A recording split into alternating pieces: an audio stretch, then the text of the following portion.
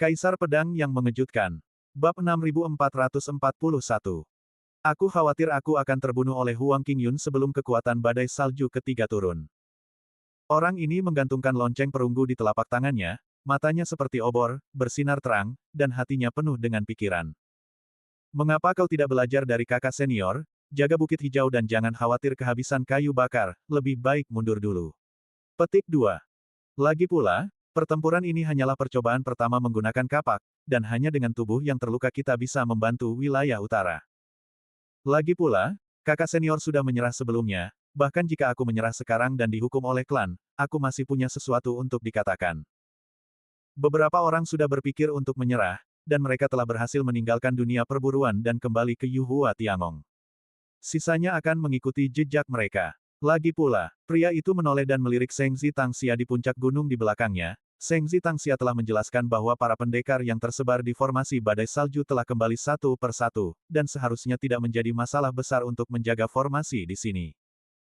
Kita sudah berusaha sebaik mungkin, kita sudah melakukan semua yang kita bisa, dan bahkan adik laki-laki kita pun telah melakukan seni sihir pembakaran Dao. Bukankah itu sudah cukup?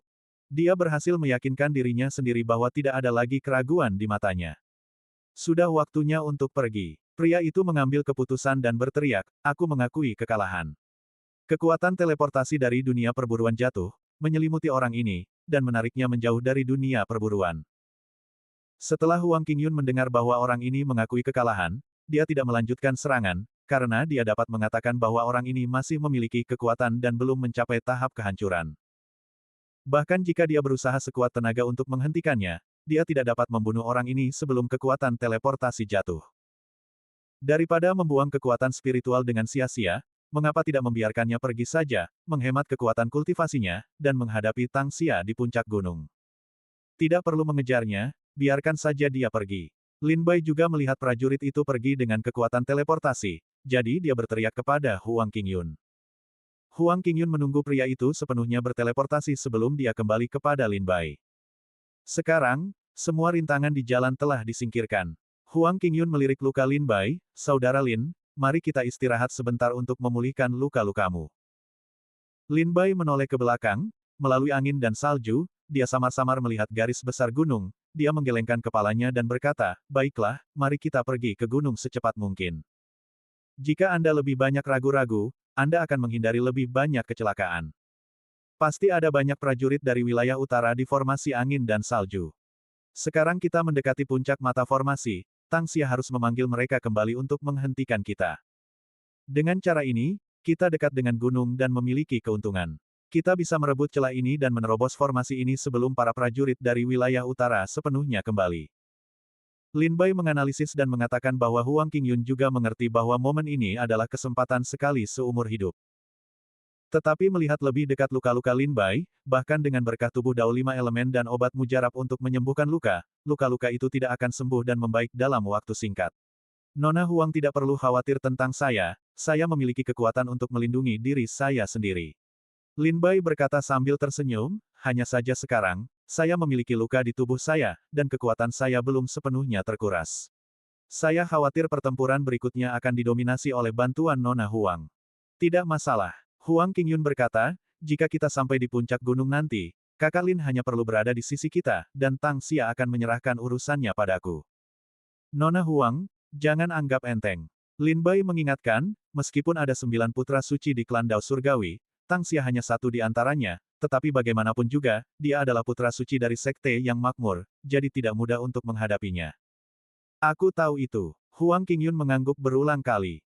Keduanya berdiskusi dengan matang, dan segera menerobos angin dan salju, memperlihatkan garis besar puncak gunung yang diterpa angin dan salju. Mereka berdua menantang angin dan salju dan bergegas menuju puncak gunung. Di sepanjang jalan, Lin Bai duduk bersila di atas pedang terbang, dan memanfaatkan waktu untuk menyembuhkan lukanya. Dia menelan pil penyembuhan di dalam kantung penyimpanan satu persatu, mengedarkan buah dao, dan memurnikannya satu persatu.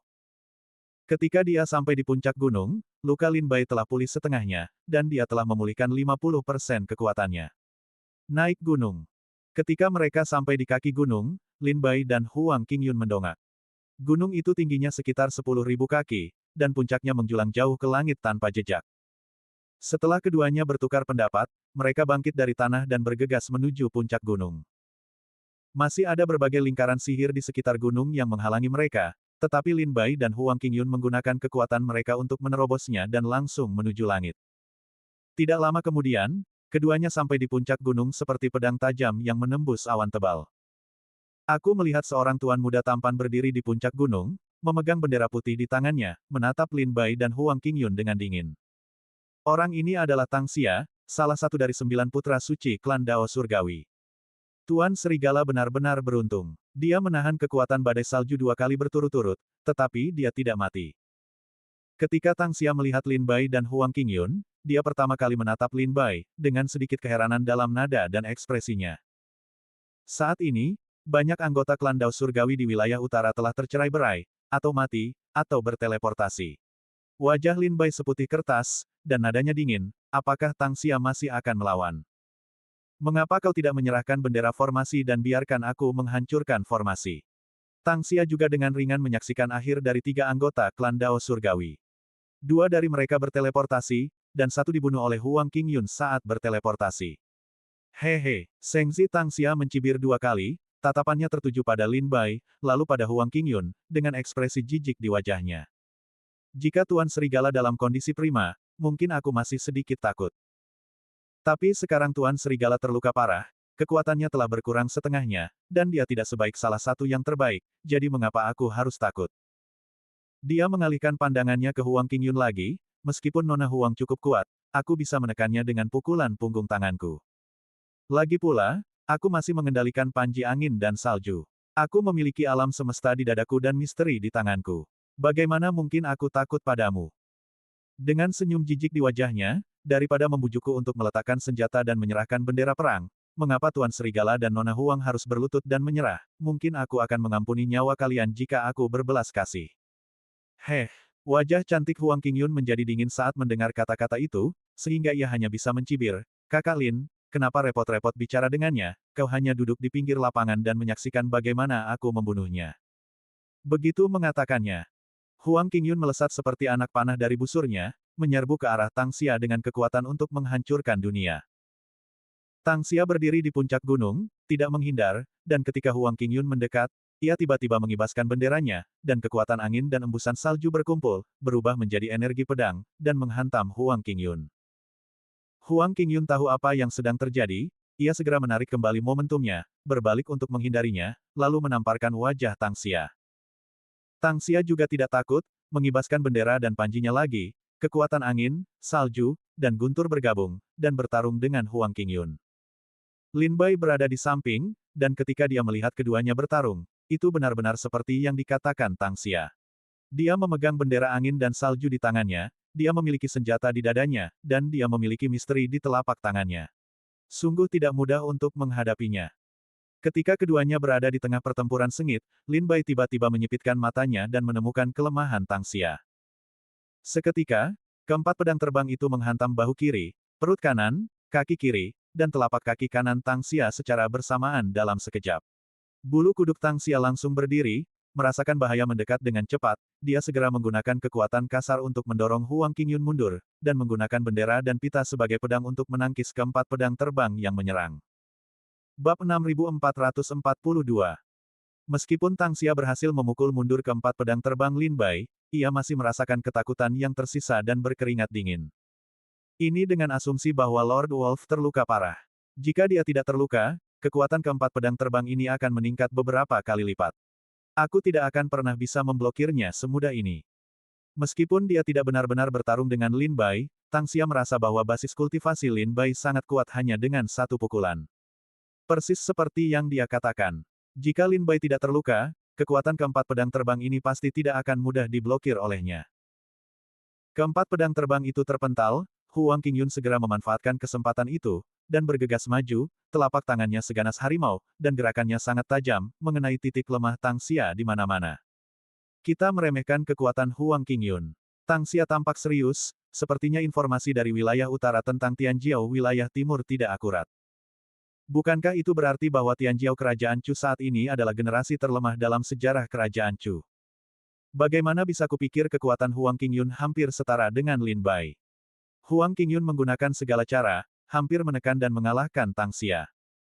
Tang Xia menggertakkan giginya, melambaikan panji di tangannya, dan kekuatan formasi angin dan salju terkumpul, memaksa Huang Qingyun mundur. Saat ini, kekuatan badai salju yang dikumpulkan oleh Tang Xia tidak sekuat sebelumnya, tetapi kekuatannya masih cukup besar. Butuh beberapa saat bagi kekuatan formasi angin dan salju untuk terkondensasi, sehingga sangat kuat sehingga bahkan Lin Bai pun tidak dapat menahannya. Tetapi sekarang Tang Xia memadatkan kekuatan formasi angin dan salju, meskipun tidak sekuat sebelumnya, tetapi kecepatan pemadatannya sangat cepat, dan dapat dipadatkan menjadi bentuk hampir dalam sekejap mata. 2 lawan 1, bukan pahlawan. Tang Xia juga perlahan merasakan tekanan. Tidak masalah. Huang Qingyun mengangkat bahu sambil tersenyum, aku seorang perempuan, jadi aku bukan orang baik sejak awal. Lihat pertarungannya. Huang Qingyun melambaikan tangan gioknya, dan badai tiba-tiba mengembun dan melayang mengikuti jejak telapak tangannya. Serangan telapak tangan ini seperti badai yang menyapu dunia, menghancurkan gunung dan sungai, menghancurkan segalanya, dan menghantam Tang Xia. Teknik ini adalah teknik rahasia istana teratai suci, dan tidak dapat dipraktikkan oleh murid biasa. Melihat telapak tangan Huang Qingyun datang begitu dahsyat, Tang Xia tahu bahwa sudah terlambat untuk mengerahkan formasi angin dan salju, jadi dia menancapkan bendera formasi angin dan salju di depannya. Dia menancapkan bendera di depannya, menghentakkan kakinya ke tanah, dan kekuatan dahsyat mengguncang gunung. Kekuatan itu naik dari tanah, menyebar ke seluruh tubuh, dan terkondensasi di tangan Tang Xia. Segera setelah itu, pancaran energi yang sangat kuat memancar dari seluruh tubuhnya, dan tangannya yang mengumpulkan kekuatan juga mengepalkan tinjunya saat ini, lalu meninju ke depan. Gemuruh. Sebuah pukulan menghancurkan ruang hampa, dan ruang itu dengan cepat runtuh. Bertabrakan dengan telapak tangan Huang Qingyun langsung terlempar jauh oleh kekuatan dahsyat pukulan itu. Tinju Gunung Kota Delapan Iblis. Huang Qingyun terlempar sejauh 1000 meter, matanya menunjukkan kengerian.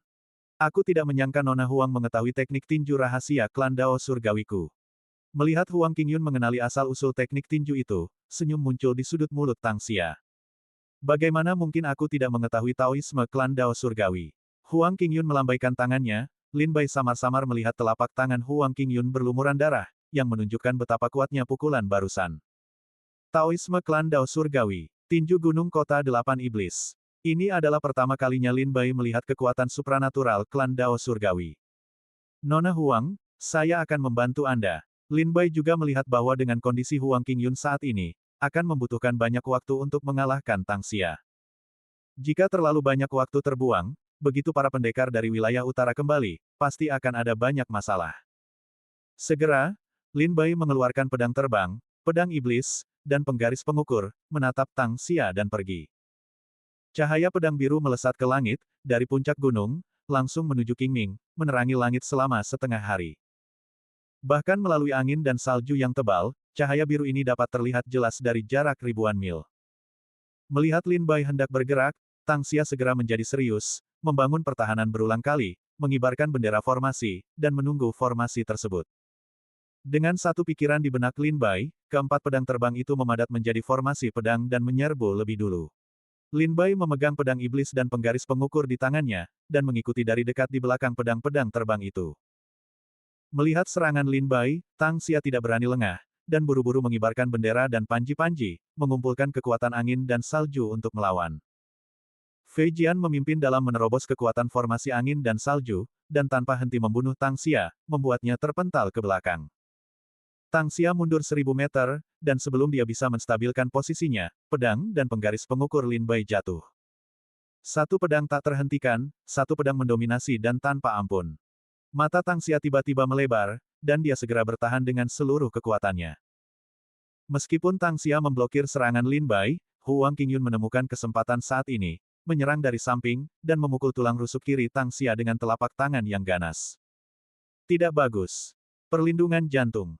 Tang Xia berteriak bahwa ada sesuatu yang salah, dan pada saat yang sama mengorbankan senjata ilahi Tai, yang tergantung di atas kepalanya. Ini adalah tulang sepanjang jari, dan rune serta segel yang padat terukir di atasnya. Dengan masuknya kekuatan spiritual Tang Xia, pengorbanan itu keluar, dan cahaya putih menyilaukan meledak dari rune dan segel pada tulang, melindungi tubuhnya. Bang! Telapak tangan Huang Qingyun mengenai tirai cahaya yang terbuat dari tulang putih, dan tidak pernah pecah. Itu seperti batu yang jatuh ke air, hanya riak yang tercipta, dan kekuatannya menghilang. Benda ini, yang bernama tulang jantung, adalah senjata ilahi Tai, yang dimurnikan oleh klan Dao Surgawi dengan metode rahasia. Pedang Tarsan. Tombak Batian. Melihat Tang Xia mengeluarkan senjata ilahi Tai untuk bertahan, Lin Bai segera mengeluarkan senjata ilahi Tai juga. Pedang Taisan dan tombak Batian disuntik dengan kekuatan spiritual Lin Bai, dan kedua pedang senjata ilahi Tai itu memancarkan kekuatan yang tak terbatas dan menakutkan. Tang Xia tentu saja tak berdaya, dan terlempar oleh pedang Taisan dan tombak Batian, jatuh 1000 meter jauhnya. Tuan Serigala. Setelah Tang Xia berdiri diam, dia ingin mengatakan sesuatu, tetapi Huang Qingyun tidak memberinya kesempatan untuk berbicara, dan menamparkan kepalanya. Wajah Tang Xia berubah drastis, dan dia hanya bisa menelan kata-kata yang sampai di tenggorokannya, menahan gerakan pamungkas Huang Qingyun. Dengan kerja sama Lin Bai dan Huang Qingyun, Tang Xia secara bertahap kehilangan keunggulannya. Sekalipun ia mengenakan baju zirah senjata ilahi Tai dan memegang panji formasi angin dan salju, ia tetap akan dikalahkan oleh Lin Bai dan Huang Qingyun tanpa kekuatan untuk melawan balik. Setelah serangkaian kekalahan, Tang Xia sudah kehilangan akal. Kalian terlalu suka menindas orang. Hati Tang Xia dipenuhi amarah, dan ia sangat marah. Jika ia bertarung sendirian, ia mungkin bukan lawan yang sepadan dengan Lin Bai dan Huang Qingyun. Tetapi saat ini, keduanya mengandalkan jumlah mereka. Lin Bai menekannya dengan dua pedang, dan Huang Qingyun melancarkan serangan sengit, membuatnya tak berdaya untuk melawan balik. Apakah ini bau kekuatan banyak orang? Lin Bai tertawa, ini langkah yang sangat bagus, dan benar-benar mempermudah penanganannya. Di bawah serangan Lin Bai dan Huang Qingyun, pertahanan Tang Xia akhirnya hancur. Huang Qingyun memanfaatkan kesempatan itu dan menamparkan dadanya dengan telapak tangan. Kekuatan dahsyat dari teknik telapak tangan itu seperti gunung Tai yang menghancurkan puncaknya, membuat wajah Tang Xia pucat dan ia muntah darah tanpa henti. Putra suci Tang Xia, jangan panik, aku akan datang nanti. Tepat pada saat ini, sebuah suara terdengar dari angin dan salju di kejauhan. Bab 6443. Wowak. Tang Xia terlempar sejauh 100 meter oleh telapak tangan Huang Qingyun, dan darah menyembur keluar dari tenggorokannya seperti anak panah. Sialan. Wajah Tang Xia pucat pasi, dia menyeka darah dari sudut mulutnya, dan menatap Lin Bai dan Huang Qingyun dengan tatapan dingin. Meskipun Markis Lang terluka parah dan kekuatannya sangat berkurang, dia masih sangat sulit dihadapi ketika dia membantu Huang Qingyun menyerang. Pedang terbangnya, pedang berharganya, dan bahkan pedang besar itu semuanya memberi tekanan besar padaku. Jika aku mengabaikannya, aku takut akan terluka parah. Jika aku bertahan dengan segenap kekuatanku, Huang Qingyun akan memanfaatkan celah dan menyerang. Petik 2. Tapi kebetulan kedua orang ini sangat kuat, dan latar belakang mereka sangat kaya. Sungguh rumit. Mata Tang Xia menyala seperti obor, dengan cahaya terang di matanya, dan dia berpikir keras dalam hatinya, jika ini terus berlanjut, aku tidak akan mampu bertahan terlalu lama. Bagaimana ini bisa baik? Saat Tang Xia kebingungan dan berpikir keras tentang tindakan balasan, sebuah suara manusia tiba-tiba terdengar dari angin dan salju di kejauhan. Putra suci Tang Xia, jangan panik, aku akan menunggu.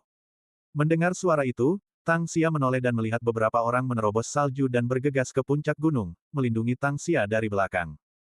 Para prajurit dari wilayah utara ada di sini. Tang Xia melihat orang-orang ini dengan wajah gembira dan hati yang lega. Meskipun orang-orang ini bukan murid dari sekte paling makmur di wilayah utara, mereka tetap murid dari sekte teratas, dan kekuatan serta metode mereka tidak buruk. Terlebih lagi, selama mereka menahan Lin Bai dan Huang Qingyun, mereka tidak perlu mengalahkan Lin Bai dan Huang Qingyun, para prajurit wilayah utara akan terus kembali. Tidak sedikit prajurit di wilayah utara yang berada di barisan angin dan salju, dan jumlahnya hampir 70 atau 80 orang. Semua prajurit dari wilayah utara ini telah kembali, meskipun metode Lin Bai dan Huang Qingyun sangat hebat, mereka tidak ingin keluar dari badai salju hari ini. Semua orang datang tepat waktu, kata Tang Xia dengan wajah gembira, kalian tidak perlu melawan Lin Bai dan Huang Qingyun sampai akhir, kalian hanya perlu menahan mereka. Prajurit utara kita yang lain sedang dalam perjalanan kembali. Mendengar kata-kata Tang Xia, para prajurit dari wilayah utara itu tiba-tiba menyeringai. Aku akan menunggu perintah.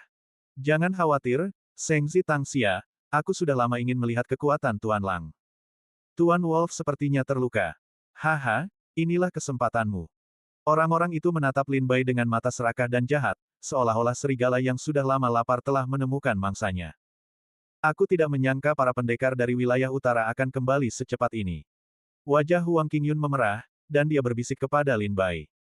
Mereka berdua memikirkannya dengan cermat, dan mereka tidak membuang banyak waktu, tetapi mereka tidak menyangka bahwa mereka masih belum berani menerobos formasi angin dan salju sebelum para pendekar dari wilayah utara kembali. Jika demikian, pertempuran sengit selanjutnya tidak dapat dihindari. Mari kita cari tahu nama jenderalnya. Lin Bai memperhatikan dengan saksama para pendekar wilayah utara di depan Tang Xia. Ada 5 orang, semuanya tidak lemah dalam kultivasi, jauh lebih kuat daripada para pendekar dari keluarga kecil dan menengah. Lin Bai menduga bahwa mereka mungkin murid dari sekte-sekte teratas di wilayah utara, jadi dia ingin menanyakan asal-usul mereka. Tanpa diduga, orang-orang ini sama sekali tidak ingin berbicara dengan Lin Bai, mereka hanya mengatakan, orang yang datang untuk membunuhmu, lalu bergegas menuju Lin Bai. Huang Qingyun tahu bahwa Lin Bai terluka, jadi dia melindungi Lin Bai dari belakang saat kelima pria itu bergerak. Dengan kekuatannya sendiri, dia menghadapi kelima pendekar dari sekte-sekte teratas di wilayah utara di depannya. Pergi. Gadis, apakah kau begitu terburu-buru untuk mati? Jangan khawatir, kami akan mengirim Lin Bai ke neraka terlebih dahulu, dan kemudian giliranmu. Kelima orang itu jelas tidak ingin membuang waktu lagi dengan Huang Qingyun, jadi mereka menggunakan kekuatan kasar untuk menggoyahkan Huang Qingyun. 2 dari mereka menemukan celah, lolos dari cengkeraman Huang Qingyun, dan langsung menuju Lin Bai. Keduanya melewati garis pertahanan Huang Qingyun, mengaktifkan kekuatan penghancur mereka, dan membunuh Lin Bai dalam sekejap. Lin Bai mendongak, dan dia dapat dengan jelas melihat wajah mereka yang tertawa ganas dan kilatan di mata mereka. Lin Bai hendak menggunakan formasi pedang untuk bertahan, ketika tiba-tiba, dari ribuan mil jauhnya, gelombang energi pedang datang secara vertikal dan horizontal. Boom! Terdengar raungan yang sangat dahsyat, dan energi pedang itu membelah ribuan mil angin dan salju, memisahkan puncak gunung darinya. Pedang ini juga akan menghentikan 2 pendekar wilayah utara yang menyerang Lin Bai, dan membuat mereka terpental.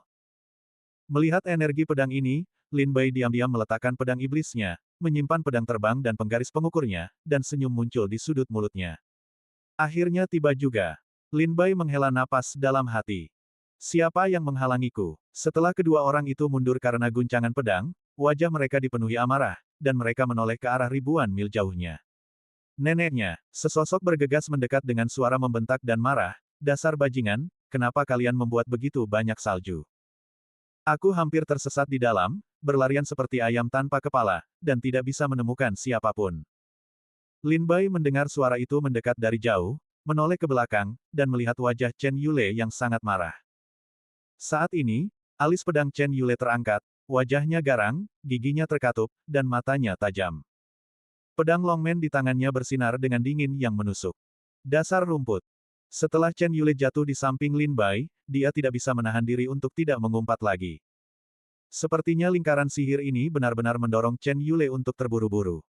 Dia tersesat di dalamnya, dan mengkhawatirkan keselamatan para prajurit keluarga Chen yang terpisah darinya, dia menjadi semakin cemas sampai kehilangan ketenangannya. Saudara Chen, kenapa begini? Lin Bai tak kuasa menahan tawa saat mendengar Chen Yule mengumpat. Ini pertama kalinya Lin Bai mendengar Chen Yule mengumpat, dan juga pertama kalinya ia melihat Chen Yule kehilangan kendali diri. Chen Yule melihat Lin Bai, dan amarah di hatinya mereda. Saudara Lin, kau tidak tahu, tempat sialan ini dikelilingi angin dan salju, dan jarak pandangnya sangat terbatas. Aku sudah lama tersesat di tengah angin dan salju ini. Baik prajurit dari wilayah utara maupun prajurit dari wilayah timur tidak dapat menemukannya. Tidak ada seorang pun. Ini benar-benar membuatku kesal. Lin Bai tersenyum masam, lalu bagaimana saudara Lin menemukan tempat ini? Chen Yule memutar matanya ke arah Lin Bai, saudara Lin, apakah kau tidak tahu betapa mencoloknya niat pedang Qinglianmu? Menembus angin dan salju, aku telah melihat niat pedang Qinglianmu melayang ke langit dari jarak ribuan mil. Aku tidak menyangka niat pedang ini akan menuntun jalan. Lin Bai tersenyum kecut. Chen Yule mengerutkan kening, saudara Lin, apakah kau terluka? Siapa yang melakukannya? Mereka melukaimu separah ini. Melihat luka di tubuh Lin Bai, Chen Yule tak kuasa menahan rasa kaget dan bertanya berulang kali. Setelah Lin Bai bercerita tentang Feng Shuizhen dan Tang Xia, Chen Yule tiba-tiba menyadari. Pantas saja aku tidak bertemu dengan para pendekar wilayah utara. Ternyata para pendekar wilayah utara semuanya pergi untuk menghadapi saudara Lin. Chen Yule tersenyum kecut. Huang Qingyun mendengar Lin Bai dan Chen Yule mulai mengobrol, dan tak kuasa menahan diri untuk berkata, kalian berdua, jika kalian terus mengobrol, semua prajurit dari wilayah utara akan kembali. Lin Bai tersadar dan berkata kepada Chen Yule, Saudara Chen, tubuhku terluka dan kekuatanku melemah.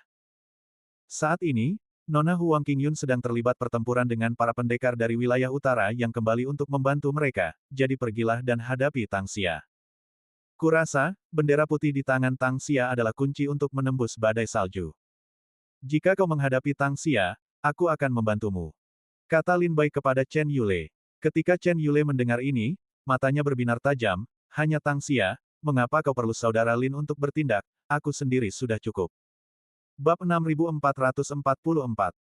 Hanya Tang Xia, aku akan mengurusnya. Hati Chen Yule dipenuhi dengan napas buruk dan tidak ada cara untuk menghilangkannya. Pada saat ini, dia mendengar Lin Bai mengatakan bahwa panji di tangan Tang Xia adalah kunci untuk menembus formasi. Tanpa basa-basi lagi, Chen Yule meminta Lin Bai untuk minggir dan mengobati lukanya, lalu berjalan menuju Tang Xia dengan pedang di tangannya.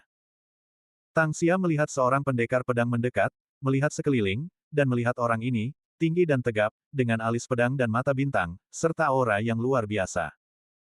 Seluruh tubuhnya dipenuhi aura liar dan dominan yang dimiliki oleh kultivator pedang, ribuan cahaya pedang mengalir di matanya, dan pedang panjang di tangannya memancarkan cahaya dingin. Putra Chen Yule, Tang Xia mengenali latar belakang Chen Yule, dan baru saja ingin mengatakan sesuatu sambil tersenyum. Tak disangka, tepat saat Tang Xia membuka mulutnya, ekspresi Chen Yule menjadi gelap, dengan niat membunuh di matanya, dan dia menebas lurus ke arah Tang Xia dengan pedangnya.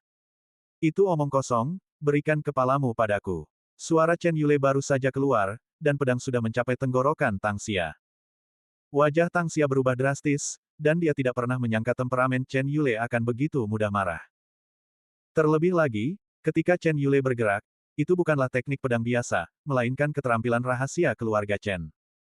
Niat pedangnya berlapis-lapis, keterampilan pedangnya seperti gelombang yang bergulir, tak berujung, satu gelombang lebih kuat dari yang lain. Niat pedang Lingbo, bulu kuduk Tang Xia berdiri, tidak berani lengah, dan buru-buru menggunakan cara defensif untuk melawan. Dia mengayunkan panji angin dan salju di tangannya, dan tulang jantung di tubuhnya bersinar terang.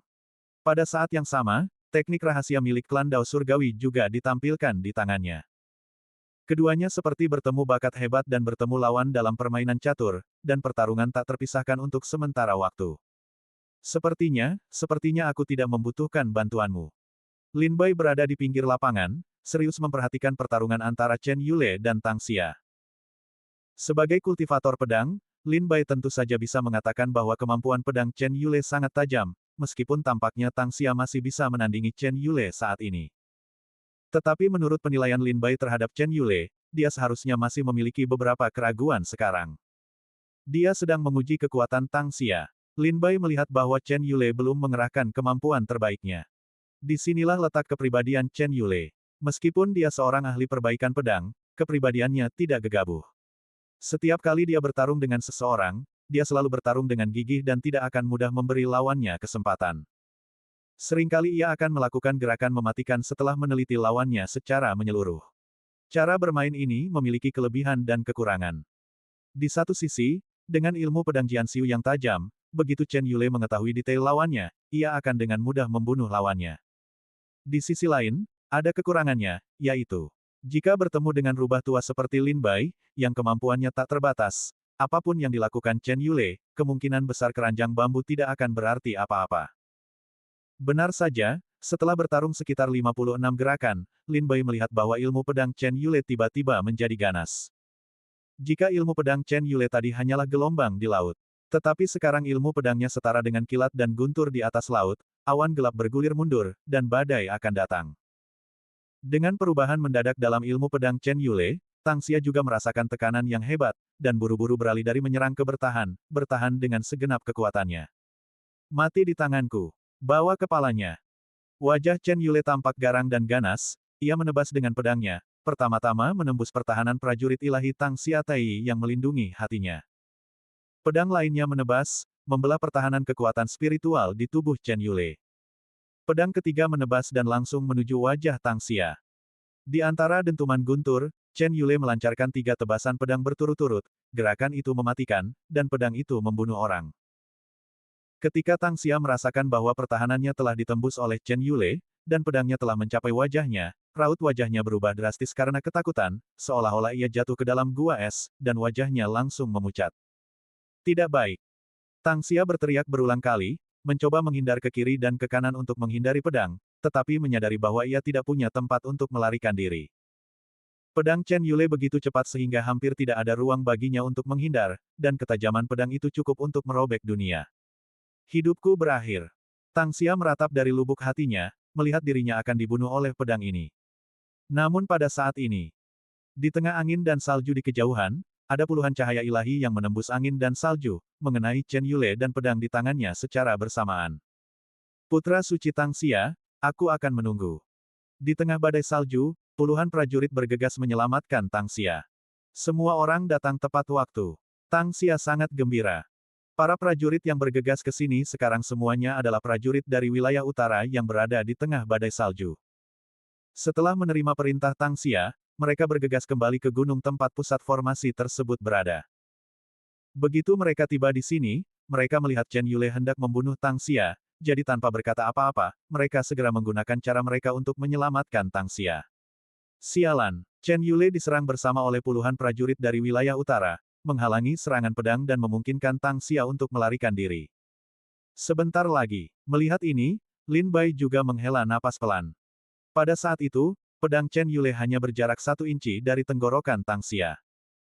Jika belasan prajurit utara itu datang 1/4 jam kemudian, atau beberapa saat kemudian, Chen Yule pasti sudah bisa memenggal kepala Tang Xia.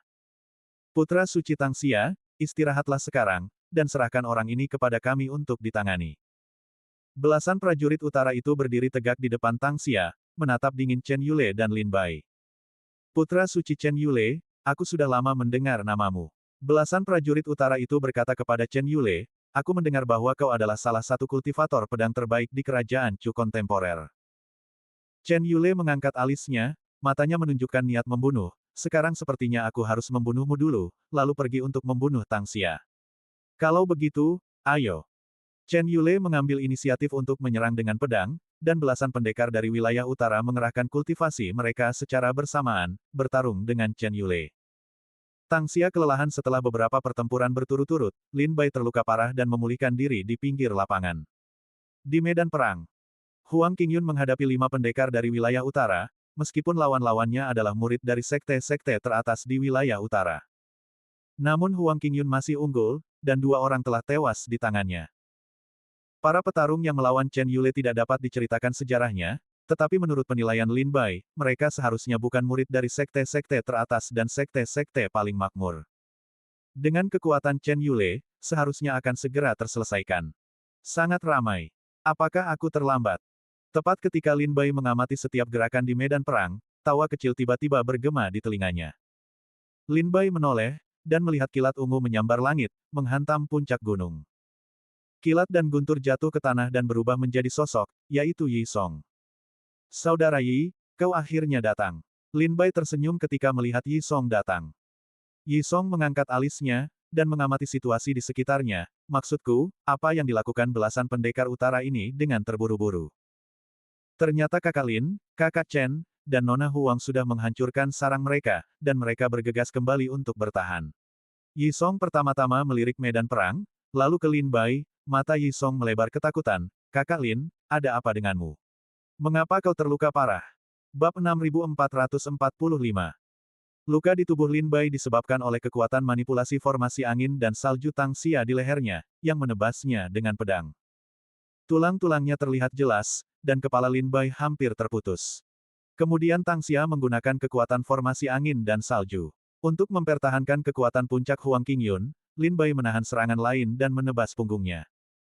Pisau itu hampir mengupas punggung Lin Bai, memperlihatkan tulang belakang, dan bahkan jantung yang berdetak pun terlihat melalui tulang rusuk.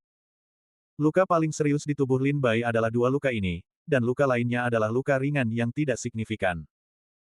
Bahkan dengan berkah tubuh Dao 5 elemen dan obat mujarab, Lin Bai tidak dapat memulihkan kedua luka tersebut dalam waktu singkat dengan menggunakan buah Dao penelan langit untuk memurnikannya. Saudara Lin, apa yang kau lakukan? Mengapa lukanya begitu serius? Yi Song menghampiri Lin Bai, menanyakan situasinya, lalu mengeluarkan sebotol ramuan penyembuhan dari tas penyimpanan dan memberikannya kepada Lin Bai. Aku sudah meminum ramuan penyembuhan, tidak ada yang serius. Lin Bai dengan sopan menolak ramuan Yi Song, lalu menceritakan kembali situasi dan kejadian yang dihadapinya. Tidak ada yang serius. Yi Song berputar dan melihat ke belakang Lin Bai.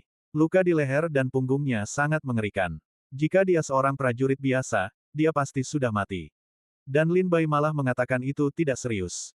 Saudara Yi, berhenti bicara omong kosong, bunuh orang ini dengan cepat. Lin Bai menunjuk ke Tang Xia dan berkata, bendera di tangannya adalah kunci untuk menghancurkan formasi.